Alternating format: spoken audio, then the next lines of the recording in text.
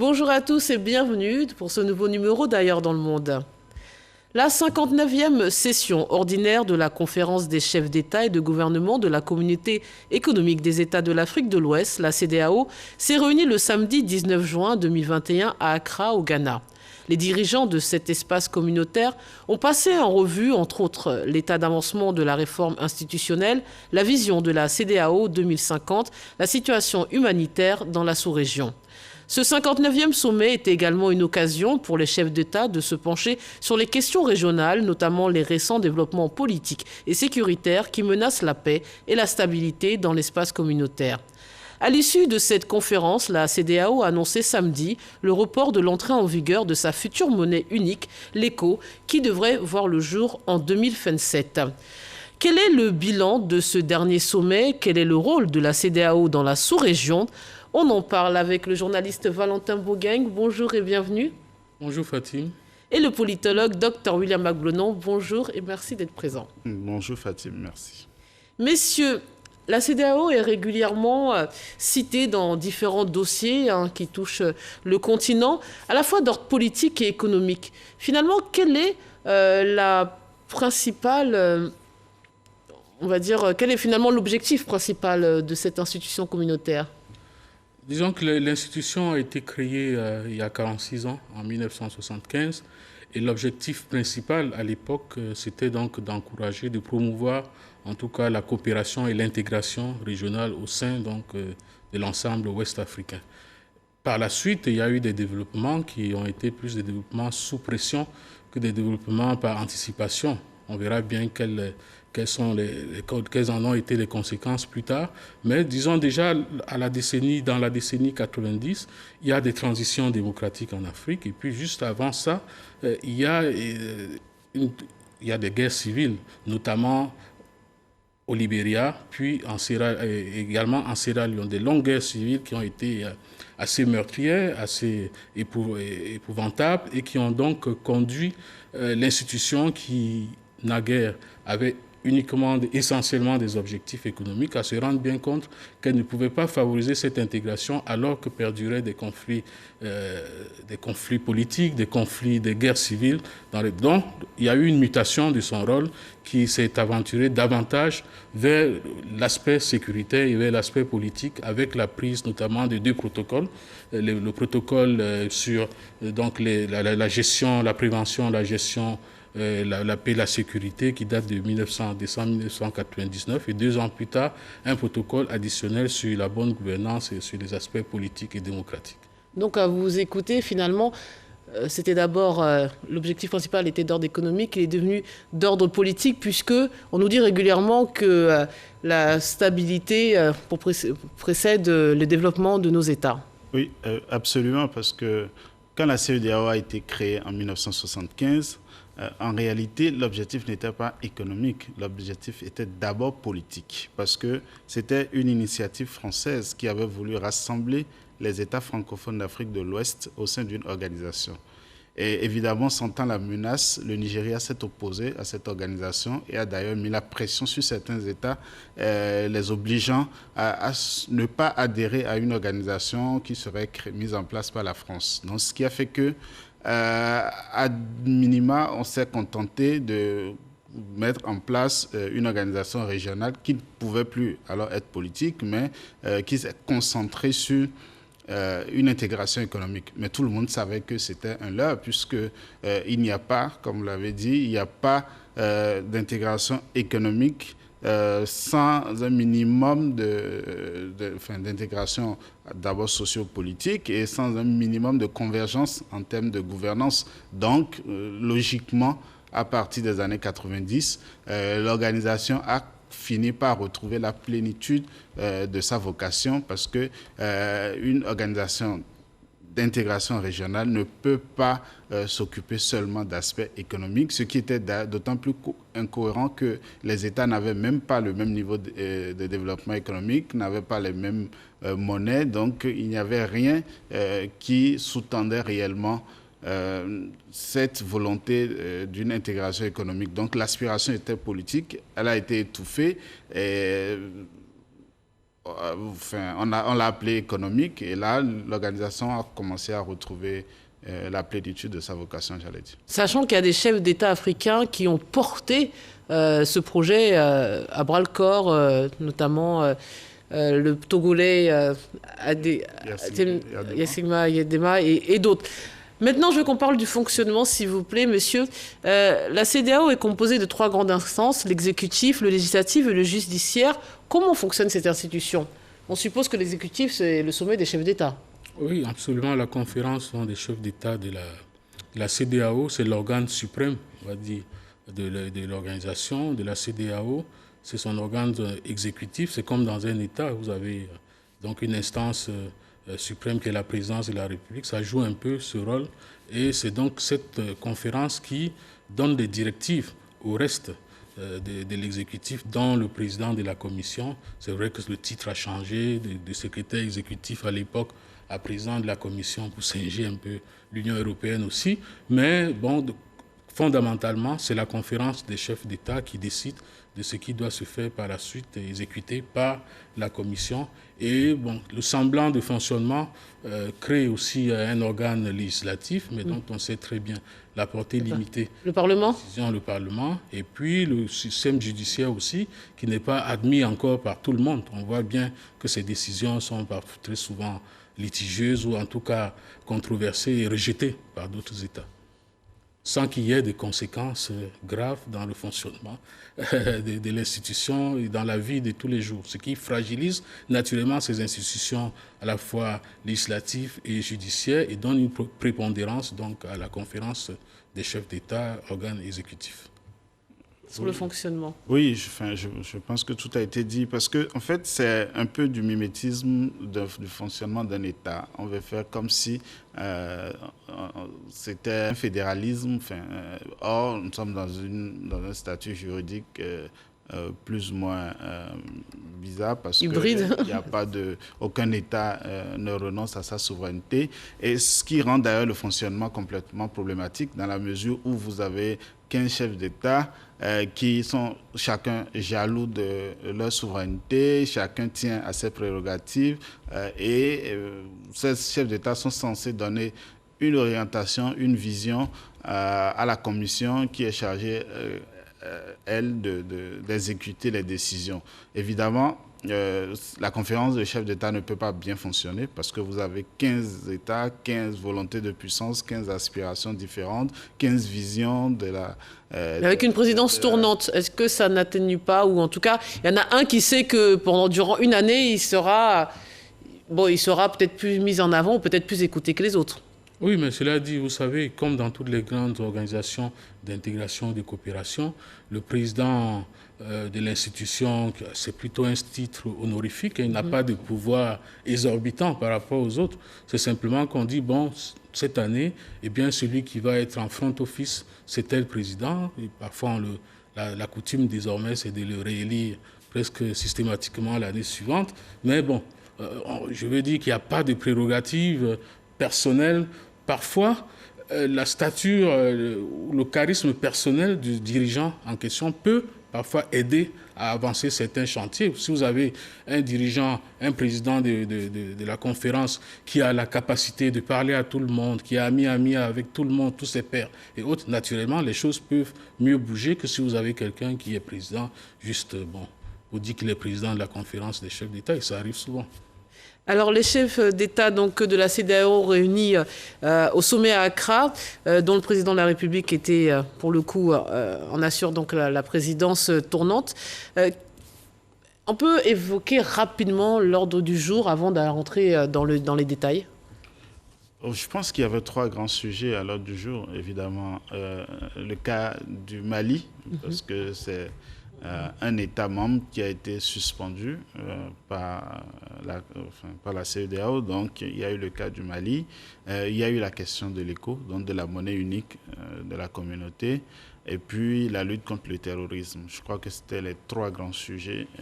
Donc, la Covid-19 n'est plus d'actualité, ou Oui, la Covid-19 est d'actualité, mais malheureusement, c'est un chantier sur lequel on n'a pas beaucoup vu la CEDEAO, et c'est dommage, parce que tout le long de l'année 2020, et ça continue aujourd'hui encore, on a vu les répercussions de la pandémie, mais on n'a pas vu véritablement la CEDEAO en première ligne pour pouvoir aider la CEDEAO qui s'est dit dans son dernier plan stratégique qu'elle voulait être la CEDEAO des peuples plutôt que des États. Mais les peuples étaient laissés à eux-mêmes de ce point de vue-là par rapport à la CEDEAO qui aurait pu, en tant qu'organisation sous-régionale, essayer d'avoir des initiatives, de prendre des initiatives pour aider les populations qui étaient pratiquement dans une situation d'incertitude totale vu le caractère inédit de la pandémie. C'est quoi, l'Union africaine qui a peut-être un peu plus porté non, c'est-à-dire que ça a été un peu du chacun pour soi. Chaque État s'est battu avec les moyens du bord pour sauver la situation, ce qui devait l'être pour pouvoir protéger ces populations. Mais on n'a pas senti une grande solidarité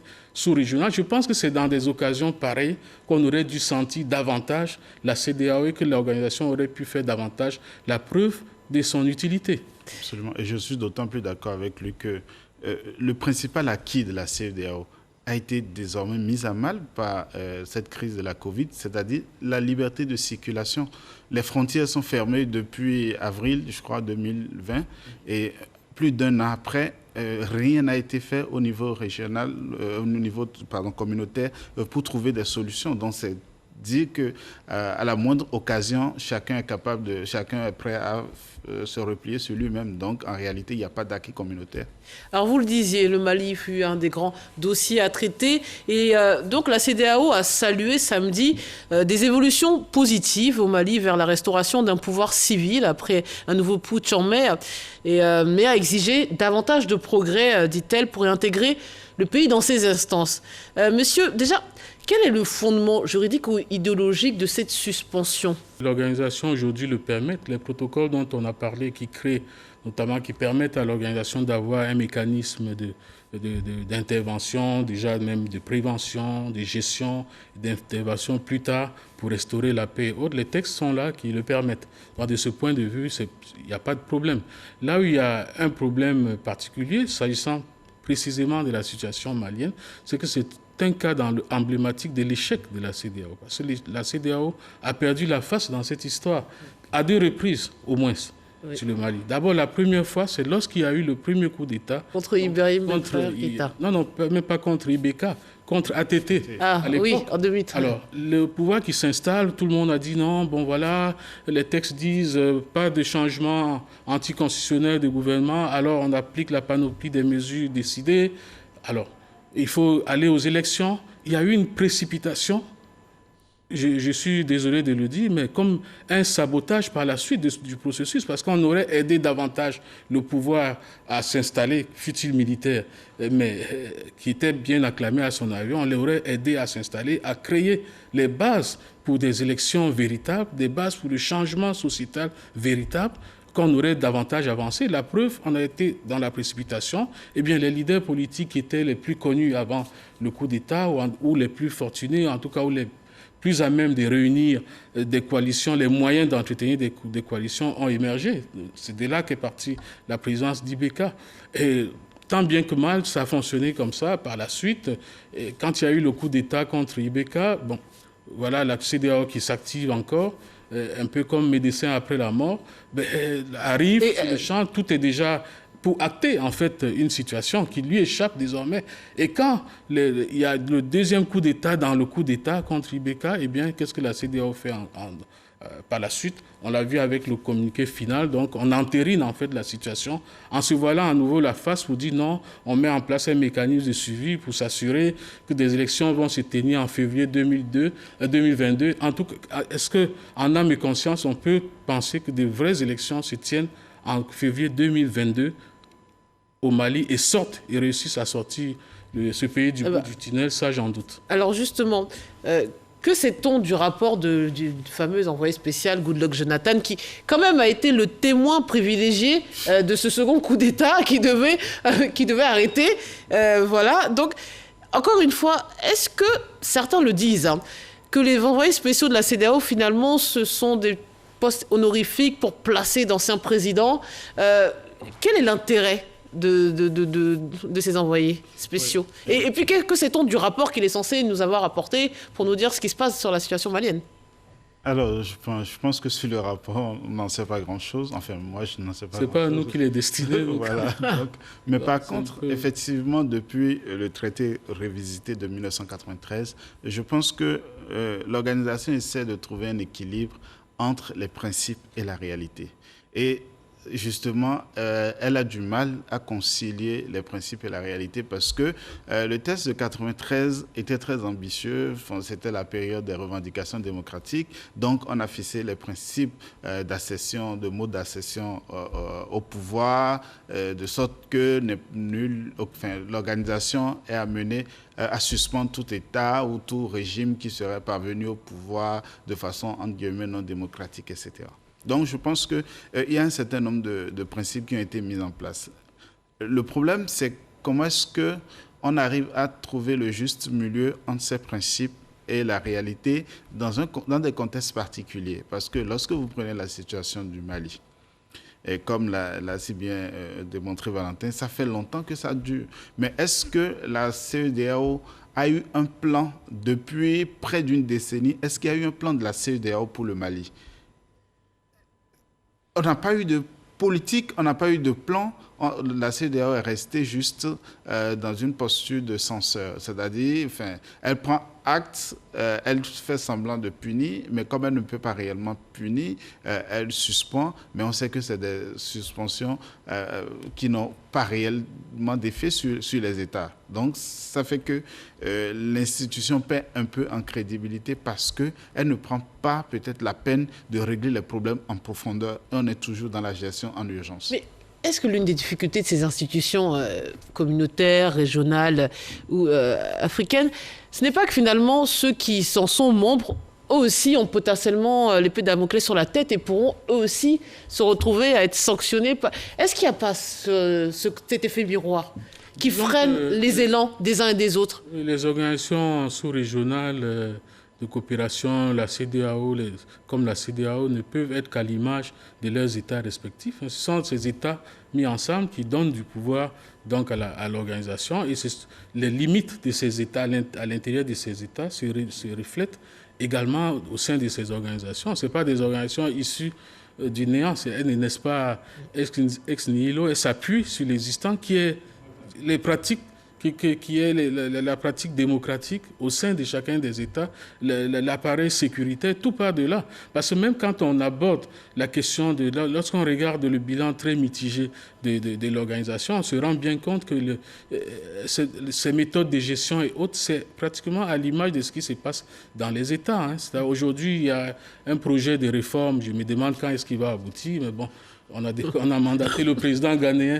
pour le faire aboutir aujourd'hui, le projet de réforme institutionnelle qui essaye justement d'aller plus loin dans la gouvernance même de l'institution, réduire les postes inutiles, en tout cas réduire le fonctionnement et rendre l'organisation plus opérationnelle. Parce qu'on se rend bien compte qu'à 15 commissaires et autres, avec des structures très bureaucratiques, eh bien, on n'a pas avancé.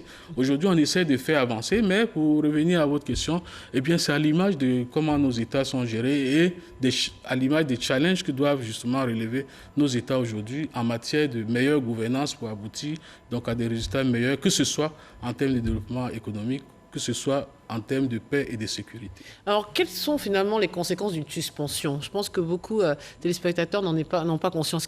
C'est quoi être suspendu en étant un Malien aujourd'hui, être suspendu de la CEDEAO? Comment on le subit, comment on le vit? Alors, le président malien, la première conséquence, c'est que le président malien ne participe plus à la conférence des chefs d'État.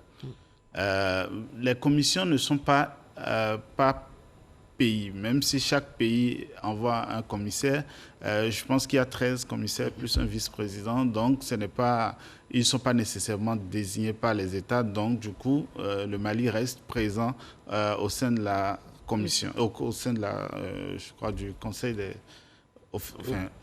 peut-être au sein du Conseil de médiation et de sécurité. Voilà. À la Cour aussi, c'est pareil. En fait, je crois qu'il n'y a qu'au niveau de la conférence des chefs d'État que le Mali ne sera plus présent. Mais les conséquences, évidemment, c'est les relations avec les autres États pas les relations bilatérales, mais les relations avec l'organisation. C'est-à-dire que si l'État suspendu avait des faveurs ou il y avait un certain nombre d'accords entre cet État et les autres États du fait de l'organisation, tous ces accords sont suspendus. Donc, ce qui fait que, de façon formelle, on va dire, ça va un peu compliquer la vie à l'État malien. Mais dans la réalité, ça ne change absolument rien, dans la mesure où il y a les relations bilatérales qui vont prendre la place des relations entre l'État et les organisations. Et si je peux me permettre un mot sur le sujet pour appuyer un peu ce que vient de dire le docteur Benon, eh bien, lorsqu'on parle de suspension d'un État, il y a cet aspect déjà symbolique qui consiste en ce que le chef de l'État du pays n'a plus accès, comme vient de le dire, aux assises de la CEDEAO. Donc, les décisions, ça suppose donc les décisions qui vont se prendre dans son dos, en fait. Il ne sera plus là pour pouvoir défendre son État. Défendre son État. De deux, vous savez, il y a des sanctions qui vont crescendo, en réalité. Il y a parfois la suspension est parfois suivie d'autres sanctions, comme l'interdiction pour le président, les membres du gouvernement et autres de voyager. Alors, vous savez, chez nous, quand les gens sont nommés ministres dans certains pays, bon, les voyages, les missions, ça fait partie du job.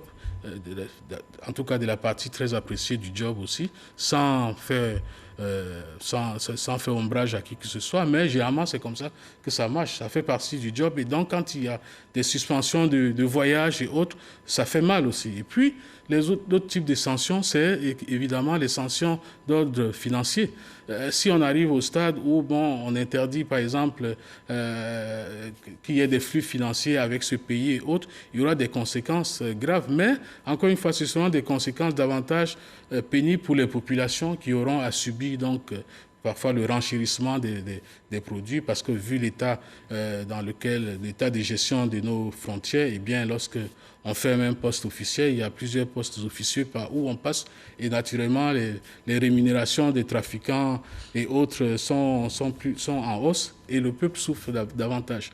Donc à partir du moment où il y a les sanctions vont crescendo, et là on peut craindre donc une asphyxie économique du pays. Et puis un dernier point sur le sujet, c'est que quand on suspend un pays, ça dépend aussi des capacités, de la taille du pays, de sa capacité économique. Si vous suspendez un grand pays qui n'a pas besoin en réalité du reste, c'est comme si aujourd'hui on suspend le Nigeria, ça ne changerait rien du tout. Ça ne change rien parce que le pays paye 70% du PIB de toute la sous-région. Eh bien, ça dépend aussi. Mais maintenant, c'est différent lorsqu'il s'agit d'un pays enclavé comme le Mali qui dépend pour ses importations des ports des autres pays. Et si ces pays-là ferment leur port d'entrée, eh bien, ça commence à être compliqué. Alors, je pense peut-être qu'on exagère aussi le mot suspension qui est un peu...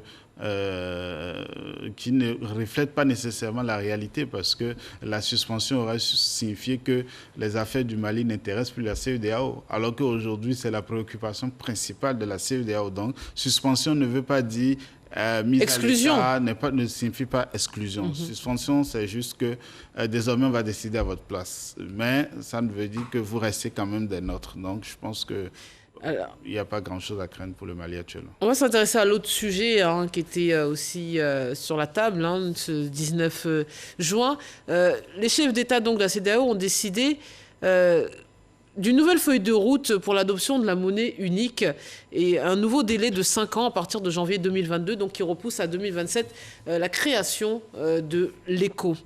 Messieurs, pour quelles raisons ? Je suppose qu'on va nous dire que c'est la Covid-19. Non, c'est pas là, sur ce sujet-là, c'est pas tellement la Covid-19. Vous savez, c'est un serpent de mer, la question de l'ECO. Ça date, vous savez, de quand ?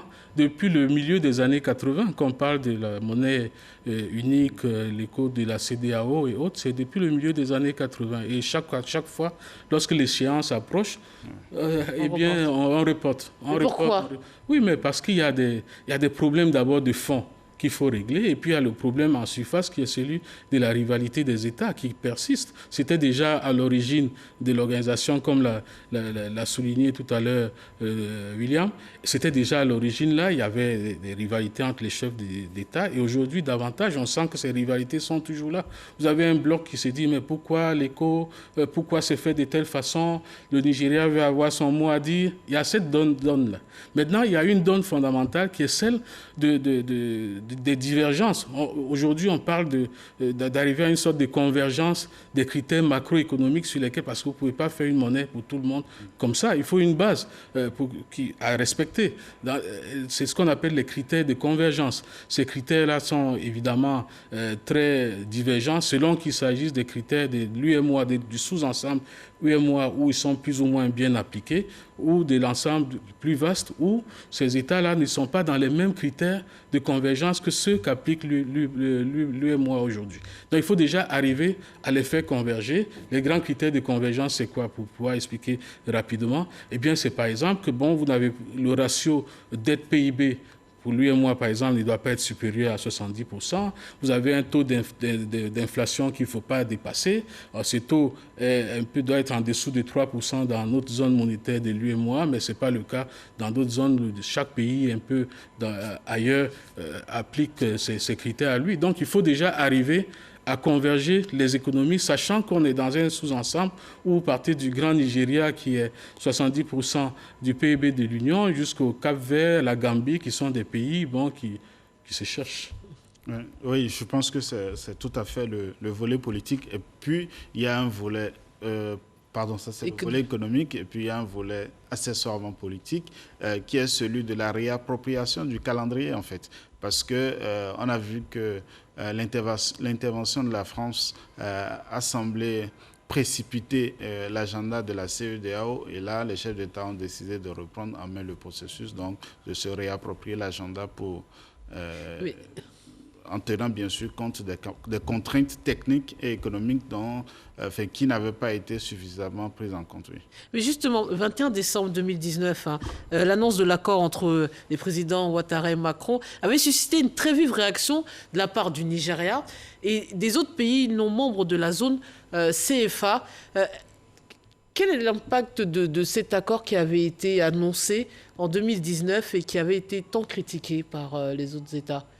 Est-ce que ça a joué sur justement ce nouveau calendrier?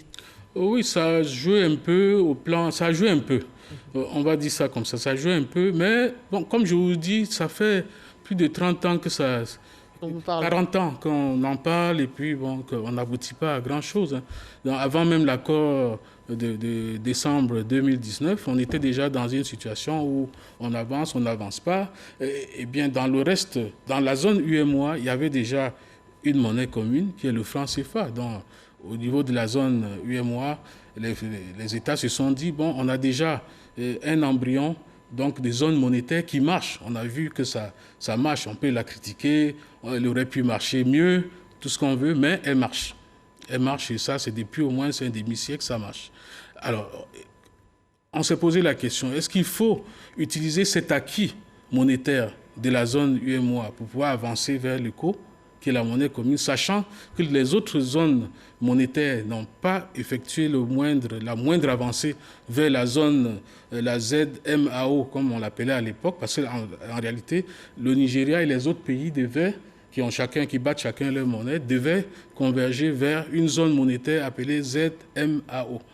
Et les deux, ZMAO et UEMOA, devaient fusionner par la suite pour pouvoir faire l'ECO. Vous comprenez? L'UEMOA à ses acquis, mais de l'autre côté, on n'a pas vu d'avancée. Donc, même s'il n'y avait pas eu l'histoire de décembre 2019, ça m'aurait étonné qu'on arrive à un ECO aujourd'hui, en tout cas depuis 2020, qui était l'année prévue. Mais il y a beaucoup de dissensions. Les problèmes techniques qui sont à régler ne sont pas des problèmes... Sont-ils surmontables, ces problèmes techniques? Oui, ils sont surmontables. Ils sont surmontables s'il y a davantage de volonté politique. Ils sont surmontables s'il y a des volontés politiques. Pourquoi? Parce qu'il faut que tous les États, quand on est dans dans une zone monétaire, dans un ensemble sous-régional, il y a des avantages qui sont certainement meilleurs pour certains États que pour d'autres. Et quand l'État ne voit pas tout de suite son intérêt, c'est la preuve avec la difficulté qu'il y a à appliquer le TEC de la CEDEAO, qui est le tarif extérieur commun, qui devait accélérer la création de l'union douanière. Alors chaque pays se dit, mais attention, ce TEC, ça veut dire qu'on prend des droits de douane à l'entrée de tel pays, mais moi j'ai également besoin d'avoir des droits de douane chez moi. On doit prendre, je ne sais pas moi, à l'entrée au Ghana ou au Nigeria et puis les redistribuer. Alors chaque État veut avoir la souveraineté sur ces recettes-là et ça ralentit le processus.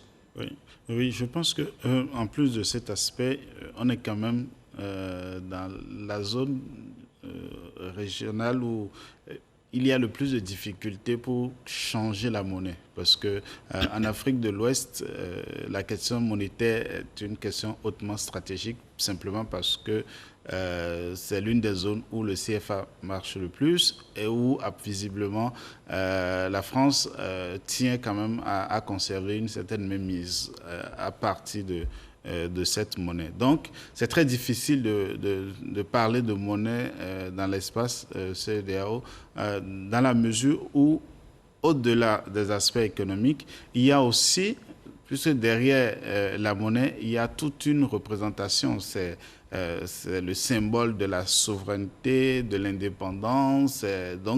Nous sommes dans des configurations où vous avez des États qui ont une perception des autres États francophones comme des États soumis, etc. Donc, vous avez, il y a quelque temps, discuté de ce qui s'est passé au Parlement panafricain, où on a traité les francophones de suppôts de la France, etc. Donc, cette mentalité, ou du moins cette perception... Il y a encore le conflit sous-jacent anglophone-francophone. Absolument. Donc, du coup, on estime que en l'état, acter ou du moins adopter une monnaie validée par un État francophone en liaison avec la France, c'est comme si on adoptait un écho qui ne serait rien d'autre qu'une monnaie rebaptisée du franc CFA. Donc il faut carrément recommencer tout le processus, et en plus des contraintes économiques objectives qui viennent d'être évoquées. Oui. C'est la fin de cette émission. Messieurs, merci pour tous vos éléments de réponse. Merci à vous de nous avoir suivis. On se quitte sur cette citation. Le plus gros abandon de souveraineté, c'est celui de la souveraineté monétaire de Thomas Piketty. Avant de vous donner rendez-vous samedi prochain pour un nouveau numéro d'Ailleurs dans le monde, ne ratez pas le rendez-vous de ce mardi 29 juin à 20h50 pour une interview exclusive de l'ex-président du Niger, Mamadou Issoufou. Bonne suite des programmes sur RTI 1.